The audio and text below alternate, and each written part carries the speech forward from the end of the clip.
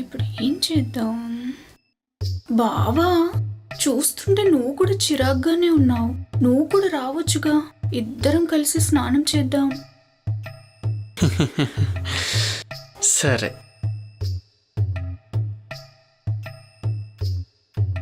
ఇద్దరం కలిసి స్నానం చేద్దామా?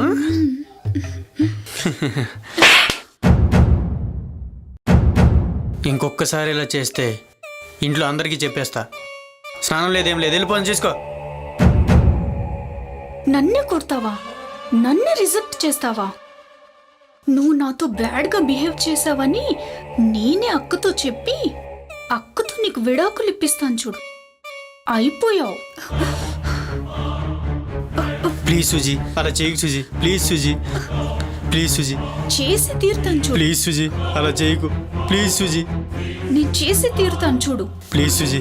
సుజీ, ప్లీజ్ సుజీ. వదులు. ప్లీజ్ సుజీ, అలా చేయకు సుజీ. Please Suji, please Suji. సుజీ, ఏంటి బావా, ఇప్పటికీ నా ట్రాక్లోకి వచ్చావా?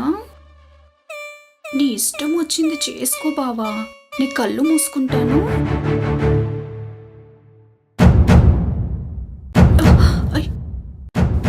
అయ్యో బావా, ప్లీజ్ సుజీ, నన్ను వదిలేవా? అయ్యో ముందు లే బావా పైకి.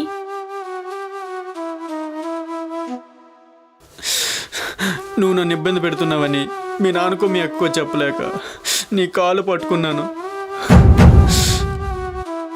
అలా చెప్తే నువ్వు వాళ్ళ దగ్గర అవమానపడాల్సి వస్తుంది. నేను శృంగారం ఎలా చేయాలి అలా చేయాలని ఒక వయసు వచ్చాక నాకు కోరికలు చాలా పుట్టాయి.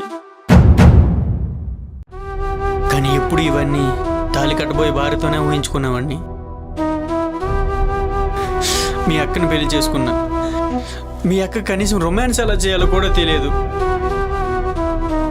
అలాంటి అమ్మాయిని ఎలా మోసం చేయగలను?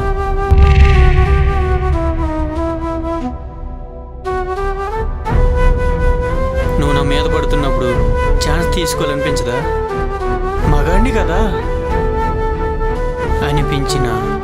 అనిపించినా కూడా ఆపేసుకోగలిగాను. ఎలా? కామమైన శృంగారమైన నా పెళ్ళంతోనే అని ఇక్కడ గట్టిగా స్టాంప్ వేసుకున్నా. మీ అక్క నేను పాతకాలం మనుషులను సుజీ. మమ్మల్ని చూసి మీరు వీళ్ళెవరో గ్రహాంతవాసుల్లో ఉన్నారని అనుకోవచ్చు. కానీ నిజానికి గ్రహాంతరవాసులు ఎవరో మిమ్మల్ని మీరే ప్రశ్నించుకోవాలి.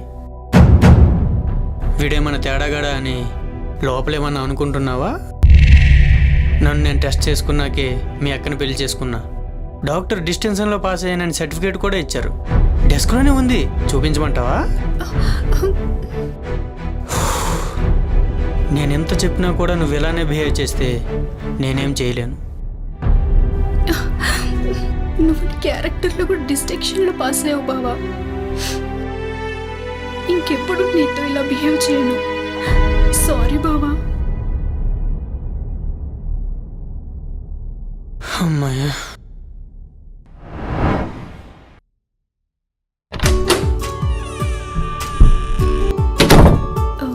సరే బావా, నిన్న వర్క్ చేసుకుంటాను. సరే. సుజీ, నీ శృంగార తేలితేటలు మీ అక్క కంటించవచ్చు కదా? సరే బావా, ఈ రోజు నుంచి ఇదే పనిలో ఉంటాను.